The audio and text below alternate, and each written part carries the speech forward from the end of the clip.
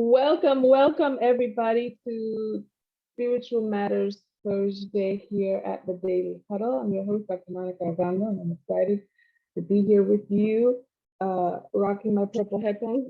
How on brand, as I was telling Sorrel earlier. And today we are moving our uh, late summer series along. We just spent the last 2 weeks talking about the 8 seasons of manifestation. And now we're going to spend 2 weeks talking about the 8 archetypes that are associated with those seasons. So we are getting ready to really move into accessing your spiritual powers when it comes to leading your life from a magical, masterful way. So stay tuned for coming up.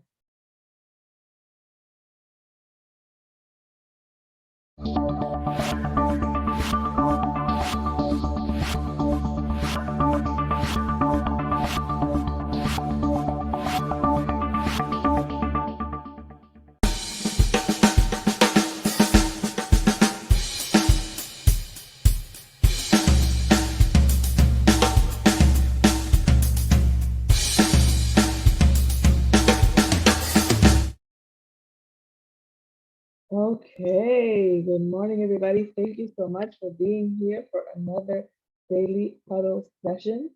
As said, I'm your host, Dr. Monikah Ogando, and let's get settled in today because we're going to have a juicy conversation. Rashida, where are you and who are you hugging today? Good morning, my family daily huddle. Where I am here right where I supposed to be every morning with my family. And who I'm going to hug today? I'm going to hug Mr. Feliciano that is driving right next to me, and also Black, my four-legged body German Shepherd. That Oh, I know. sweet. Very, very sweet. Awesome. Well, thank you. Glad to be here. Glad that you're here with us. Chase, my friend, how are you? And what time is it where you are? I am open-minded, and the time is absolutely right now.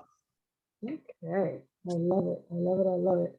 Thank you again, everybody, for being here. We're going to talk about the 8 archetypes of your manifestation journey. As you know, many spiritual traditions have what we like to call here at the Spiritual Matters Thursday archetypes. Many people sometimes confuse the idea of archetypes with many gods. And our ancient ancestors knew that what they were talking about really was a common thread along a very specific energy. Right? And so the energy of father, for example, wasn't one father, it was the energy of father across many cultures. Same thing with mother, same thing with king or warrior, etc. And so as we spent the last 2 weeks talking about those 8 phases of manifestation, let me tell you which of the deity archetypes align with those specific people. So if you may remember, the manifestation journey begins if you imagine a clock, and at the very, very top is 12 o'clock, and at the very, very bottom is 6 o'clock. Then at the equinox level, right, at the equidistant level from the top and the bottom is 3 and 9. Okay? And so at the 3 o'clock position, when the sun begins to come down from its force, right, at 12 o'clock it is at its highest potency, and then it begins its descent towards the 6 o'clock position. And if you can imagine that the 12 o'clock position is summer and the 6 o'clock position is winter, then June 21st, which is the summer solstice, represents the longest day of the year. It also represents when the sun is at its strongest. And then it begins to descend from there all the way to the winter solstice, which is December 21st, and that is when the sun is at its weakest. It is the shortest day of the year, and it is ruled by dark. Now, the reason why I say ruled by darkness isn't necessarily because evil or darkness prevails. It's because the sun is at the furthest from the equator, and that is why we have a troposphere here. And there, in order to traverse from that 12 o'clock to that 2 o'clock position, it has to go through the midpoint. And those midpoints are called equinoxes for that reason, because they're equidistant from the north and from the south. When we begin at the 3 o'clock position, and it is officially the descent, right? If you think about the day, for example, around 3 o'clock, 4 o'clock, 5 o'clock in the evening, it begins to dusk, right? And the closer that we get to winter, the earlier that the sun begins to set and begins to set. And so at that level, what we like to call that the planning phase. Yeah? I like to call that the planning phase. So that planning phase where we get clear on the objective, we're clear on the what we are doing over the next year, over the next month, over the next day, or whatever the moment is. That phase of planning and getting clear on the objective, getting clear on the what, is governed by the deity of the monk or the priest or the magician. In ancient traditions, for example, in Egyptian mysticism, that would be Thoth, Thoth. That would be the Hierophant. If you have a tarot deck, that would be the Hierophant. And so if you could just imagine a cloudy day and then the things dispel, the clouds dispel, and you begin to see very clearly ahead of you, right? If you have a cloudy day or a foggy morning, etc., when the fog or the clouds begin to dispel, then you get very clear about where you're going. You move very tentatively when you have limited visibility. And so that's why it is important that we begin very clearly knowing what our objective is, what our goal is, what are we actually aiming for. And that way we can navigate our way around. So that's the first one. And then the second one that comes right after that, the monk or the priest or the magician archetype is, as you can imagine, androgynous. It is neither male nor female. It has a little bit of both. But the next one, because as I told you before, if you look at that clock, below the horizon is an internal process, and above the horizon is an external process. So the internal processes are ruled by feminine deities.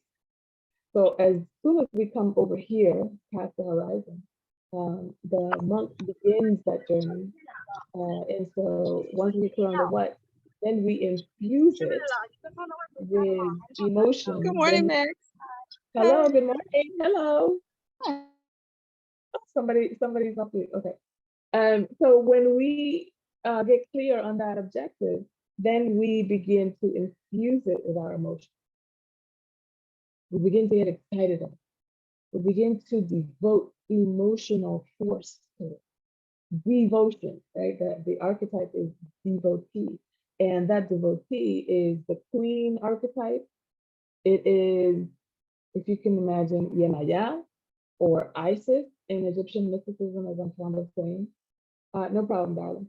And it is the kind of like the signature, kind of like the sign of approval, if you will, right? Once the magician or the priest gets, clear on the objective, he has to sign off on it. And in the same way with our energy, once you get clear on what your objective is, your emotions have to be aligned to it. If you're not excited about it, if you're not convinced of it, if you're not interested in it, it's very difficult for you to achieve something that you're not emotionally invested in. You're going to have to get dragged there. Somebody else is going to have to carry the emotional weight of it. So it's not that it can't get accomplished. It just won't be on your gravitas. So that's the second. Hey, Monikah. Yes, darling. Good morning. Good morning. Can you do me a quick favor? Could you see if the microphone that your computer is picking up is the one from the headsets and not the one from your actual microphone?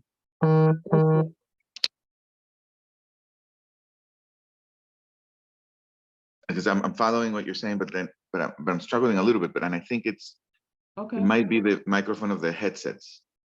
It might That's be. What Yeah, about there this you go. one? Oh, you're back. Welcome. Okay, awesome. Thank you for Okay. pointing that out. Is that why you Thank had you. your hand up? Yeah, that's why I had my hand up. I wanted Okay. to get closer to the conversation, but I wanted to be responsible Just for it. to be close to you. Yeah. Do you mind starting on the first one again? I kind of missed it a little bit. Do you mind going back a little bit? Yes, okay. So the first phase is getting clear on the what, the objective. Thank you. And that objective is ruled and governed by the deity, the monk, the priest, the magician. It is when we get clear on, oh, thank you, Chase. It is when we get clear on the objective itself. And if you can imagine, the magician is kind of like bringing something out of the quantum field and into reality, into visibility, into clarity and objectivity for us, yeah? And so it's not yet manifested, but it's just the concept of it. When we get clear on the idea, when we get clear on the direction that we're going, that is the magician, the priest, the monk's job. And in some traditions, that would be, for example, if you have a tarot deck, that would be the Hierophant. In some other traditions, in, for example, ancient Egyptian tradition, that would be Thoth, Thoth. And it is an opportunity for you to get clear on what your objective is, so that then you can hand it off to the next archetype. And that next archetype is the devotee or the queen. You imbue your emotions into that objective, into that goal, into that metric. If you've noticed for yourself, anytime that you have an objective and you're not fully emotionally invested in it, it's not as fun. You're more susceptible to sabotage. You're more susceptible to somebody else's opinions or somebody else's agenda, competing agenda. And so we imbue our objectives and our goals with our emotions to kind of cement it into the womb of creation, yeah? And so very apropos that the next phase of planning, ruled by the monk, goes to planting, ruled by the queen, the devotee, the mother. Jemaya in Yoruba traditions, Isis in Egyptian traditions, Demeter, Jupiter's wife Juno in the Roman traditions, and so forth. So you got the queen, the mother archetype in that sense, ruling the planting phase of manifestation. Now, once you are clear on the seed and you plant it, now you have to clear away all of the things that are standing in the way, the weeds, as it were. Because how many of you know that once you get clear on a goal, once you get clear on an objective and you get really excited about it, here come the yeah buts. Yeah, but you can't. Yeah, but it's too late. Yeah, but it's going to cost so much money. Yeah, but you're going to need so many resources. Yeah, but it's too far away. Yeah, but. Yeah. And so the next phase, once it is implanted in the womb of creation, as it were, with the mother archetype, is to now have the dark feminine archetype, the underworld midwife, as it were, to take those weeds away, to clear the way. In Hindu tradition, that would be Kali. Now, if you have a visual in your mind of what Kali looks like, Kali is the goddess that has her tongue out, and it's very, very red because it's bloody from all the blood that she has been kind of like sweeping away in her way. She has a skull necklace of all of the death that she has ruled over, that she has transcended. So she looks grotesque because she has been dealing with grotesque shadow things, not because she herself is grotesque, but because her job is. Yeah? And so the dark feminine's job is to clear away the shadow, clear away the ugliness, clear away the sabotage, clear away the yeah buts, clear away all of the obstacles that you might put in your way or that you might have to deal with on your way to manifesting that goal, that dream, that vision, that metric. Like I said, Kali is one archetype in one tradition. It can also be Sekhmet in ancient Egyptian tradition, right? It could be Persephone in Greek mythology, that she goes to the underworld as well. So there's that one. Yeah, there's the clearing phase. A lot of times, because this culture is very solar driven, the light and the sun, and we love the summer and so forth, we do not like the darkness. Also because it's a very misogynistic culture, and the darkness is usually where the feminine rules. So we don't like the darkness. We make it evil. We make it scary. We make it something that we don't want. But the darkness, if you really think about nature and the way that things are handled in the world of reality, that's the room where it happens. Yeah. So, for example, you just look at the human cycle. Yeah, when a sperm and an egg get together, it first happens in the darkness of the womb. And until the womb has done its proper job, the woman doesn't even begin to show that she's pregnant until the baby is at least minimally viable on the outside. Otherwise, it doesn't show it. It keeps it hidden in the darkness of the womb of creation. And so it is with our goals. That's why sometimes you will hear a lot of philosophers and manifestation teachers telling you to keep your goals quiet, because it is in the silence of your creation, in the silence of your intention, that your goals begin to take form and begin to manifest. It's not by the time that you get out there and do something about it. Okay? So that's the conservationist, the clearing phase, the Kali Sekhmet, dark goddess energy of clearing all the things that are in the way. Some of the ways that you might want to implement that in your own life is when you get clear on your goal and you begin to infuse it with emotion and get excited about it. Whenever the sabotage comes in, the procrastination, the yeah buts, etc., instead of using affirmations, use denial. What the School of New Thought talks about denials. And so what that looks like is saying something like, I clear all the ways in which I don't believe in myself. I hereby release all the ways in which I sabotage my own progress, in the ways that I procrastinate. All of the things that you can come up with that may be getting in the way of you achieving your goal, clear them, deny them, release them. That's part of that clearing process. Yeah? So then next, we have the lover energy, the gathering phase. This is when once the shop has been cleared, once the ground has been cleared, now we begin to gather our ingredients. It's a little bit like going into the kitchen and deciding what you're gonna eat, and you get excited and okay, let's see what we got, right? So we pull out all of the ingredients. We start brainstorming about ideas on how to produce this goal that we have become so excited about and have done some work with. And that gathering phase is ruled by the archetype or the deity of the lover, like Venus, Aphrodite, Oshun in Yoruba tradition, or Hathor in ancient Egyptian tradition. Hathor meaning the house of Horus, the house of Haru. And so it is the context, right, the chalice, as it were, for those ingredients to kind of like come in, right? It's the context for moving forward with your goals. And then finally for today anyways, because I'm gonna cover just the first 4 of those archetypes. Then you have the visionary, the strategist, the chess player, if you will. And just like at the 3 o'clock position, the monk is masculine dominant, but androgynous, in the same way, the one right opposite it is its complement. It's like they're a couple. The visionary and the monk are a couple in a way. And it is the feminine dominant, but also androgynous visionary archetype. And so that archetype is responsible for, or that energy is responsible for strategizing, putting all of those ingredients together, measuring it, right? So if you can imagine that you're cooking a big meal and you decide what your ingredients are for a particular thing. Let's say that you're cooking, I don't know, let's say that you're baking a casserole or something, right? Okay, so you know that you need for your mac and cheese casserole, you're gonna need the noodles and elbow pasta, or you're gonna need the milk and the cheese. And okay, but how much of it?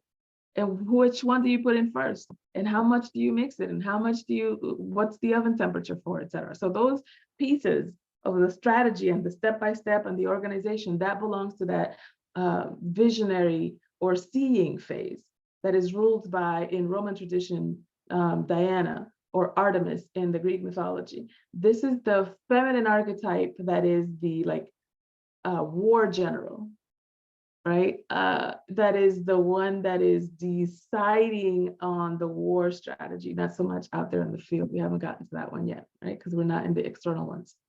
So I would love to hear from you when you hear the archetypes that correspond to the seasons that we just spent a couple of weeks talking about. I would love to hear from you. What comes up for you? Are you tying things together? Is something elucidated for you that hadn't been elucidated before? What's your experience with this that we're sharing here? And or maybe what questions do you have about what we are talking about here? Yes, Sorrel. Dr. Monikah, can you hear me well? Yes. I have a question regarding your reference to the different archetypes and how they show up in different traditions. Mm-hmm. And what stood out to me, and I just need to reconcile for myself through what you get to say, is I didn't hear you make reference to what the Christian equivalent of those archetypes are. Are there Well, equivalents? there are reasons for there not being Christian archetypes on that. And that is because Christianity has largely been a colonizing tool, not a spiritual development tool. And so it actually like minimizes all of these pieces. The best that I can hope for to give you an alignment is in the Catholic tradition that there have been some saints, right? That rule certain seasons and so forth.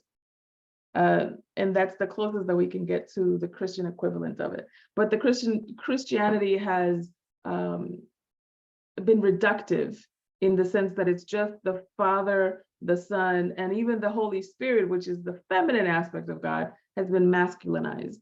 And maybe you hear something about the Virgin Mary, but only as a vehicle to bring forth the masculine, not any inherent value in and of herself. So unfortunately, but very accurately, Christianity has been very misogynistic in that regard. So you won't hear much from them in terms of the feminine archetypes. Thank you, Dr. O. I appreciate that. Yeah, you're welcome. Chase says elucidated. There you go with those words. Who else has a question, commentary? I have a commentary, but Yes. I didn't raise my hand. So is there somebody else that had their hand raised? No, nope, go ahead. You when you were just having a conversation with Sorrel,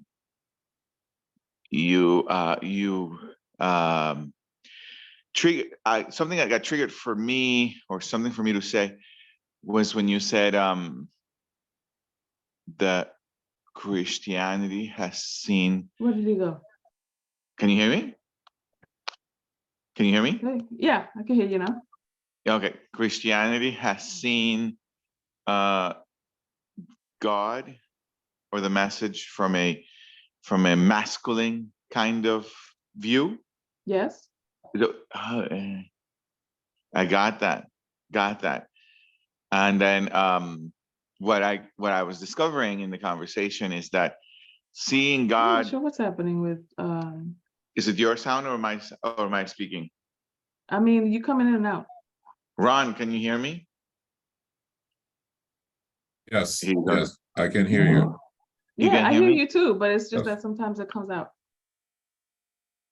Anyway, Okay. go on, keep going.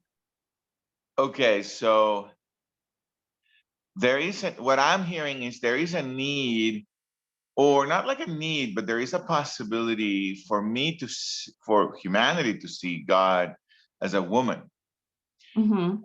Given that if I see God as this warrior with a shield and with a shield and a sword, Mm-hmm. then the whole thing is going to be domination. And so that's what I'm seeing in this conversation. That's all I wanted to say. That's what I'm discovering in this conversation. Yeah. That's lovely. I think it also goes to discovering why we associate certain archetypes only with masculine or only with feminine. There are many traditions that have the masculine as being the nurturer and not the feminine, and many traditions that have the feminine as being the fierce warrior protector. If you notice in nature, the ones that are protective of the tribe are not the masculine. It's usually the feminine. It is the lioness that looks after the pride. The lion is just sitting there, licking his you-know-what. He's not doing much until it's time to copulate. And so... or fight the other lions. Is it well, the guy? no, the lionesses do that out of their instinct to protect. Without making it a conversation, what I've seen, at least within the lion world, is that the lion will fight the other lion that comes to eat the cubs. The lioness won't have a chance, but the lioness is the one that keeps the whole thing going. Yes. Yeah. Yes. And to the degree that those cubs belong because they're their DNA material to that lion, he's actually just protecting his own access to the lioness and his own DNA material. So it's not like I'm protecting others. I'm protecting my shit. I'm protecting my access to the lioness, not the cubs. Yeah, That's right. terrible. So That's terrible. That's terrible. I mean, let's just call a spade a spade. You know what I mean? I got it. Okay. Yeah. I love it. Yeah. Thank you. See, who else has? You're welcome. Who's that that's got their hand up? Samsung. Yeah, go This ahead. is Cece. How are you doing? Hi. Hi. I love this topic. I actually, my experience, this is my personal experience as a Christian. I don't look at God as either male or female. I look at it as they're both, and everybody's experience is different. And yes, there's lots of characters in the Bible that were feminine as well as masculine. And when it comes to spiritual warfare, I know that there are angels that do the warring, and they're both male and female, and they're not playing. And that's my personal experience. Not everybody has got to that level, and if developed every day, you know, pursuant of wisdom and knowledge and a new experience with God, as well as growing, then my eyes have gotten open to experience God, both male and female.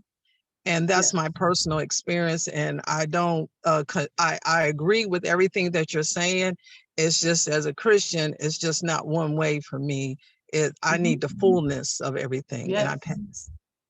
Thank you for that. Yeah. And most people come to a place where they, whether it's one-sided towards one way or another, doesn't matter which way, that it is one-sided has it missing something. And sometimes people don't have the words or the articulation for what it is that they might be feeling or missing. And it takes a little bit of learning. It takes a little bit of living for you to get, oh, this is the perspective. Oh, and exposure. Sometimes exposure to other cultures that allows you to see where those things got from. Because Christianity is really a syncretism of a whole bunch of earlier religions. Thank you. Rashida, come on out. Good morning. Good morning. Thank you so much, Dr. Ogando, for the, I don't know what to name it. It just reminds me of my grandmother, my Indian grandmother, and my Indian grandpapa. Those two used to have a discussion. And, you know, we used, my grandparents as Indian, they used to do fire circle, but they used to instill so much wisdom in that circle. And I'm talking about young kids, 7, 8 years old. And my grandpapa and my grandmama used to sit, both of them at the head of the circle. And they used to have a discussion. And they used to have a discussion saying, oh, God is a woman, and my grandfather says, no, why is it that you want to do this? And they used to reach a conclusion, and I still have the conclusion today, as 62 years old that I am. I says to my grandpapa and my grandmama used to say, let's do it this way. God is female and male. And those two warriors, my grandpapa and my grandmama, used to reach the conclusion that it's both. And they did not fight. And it was like so amazing. And some days he says, today God is a man because he's going to dominate all the seed and the sowing, because they used to do a lot of plantation, lot of sowing the seed. So when he started sowing the seed, he said, today God is a man. So this is my conclusion as today. Hearing you giving the topic and giving the point, I went back to the circle with my grandparents, the female and male. And this is my conclusion. I would say is what, almost 50 years later. And I grew up with that concept. So thank you so much, Dr. Ogando, for really making a point. And trust me, my grandpapa and my grandmama left me with saying they are both. They are both. They are two faces. Thank you so much. I appreciate that. You're welcome. You're welcome. I think sometimes when people get hung up is conflating that feminine and masculine means men and women. And when you can see that feminine and masculine, it's kind of like how you have a right arm and a left arm, that you have a right foot and a left foot, or you have a right hemisphere and a left hemisphere to your brain. So the law of gender permeates a lot of our existence, even in nature, flowers and animals and so forth. It's when we start personalizing it, or Chase, to give you another word, anthropomorphizing and making things after our own image instead of just studying them for their own nature. That's when we start getting into trouble and we start inserting our social agenda into nature. So thank you, Rashida, for bringing that up. I appreciate you. And thank you, everybody, for being here. I appreciate you.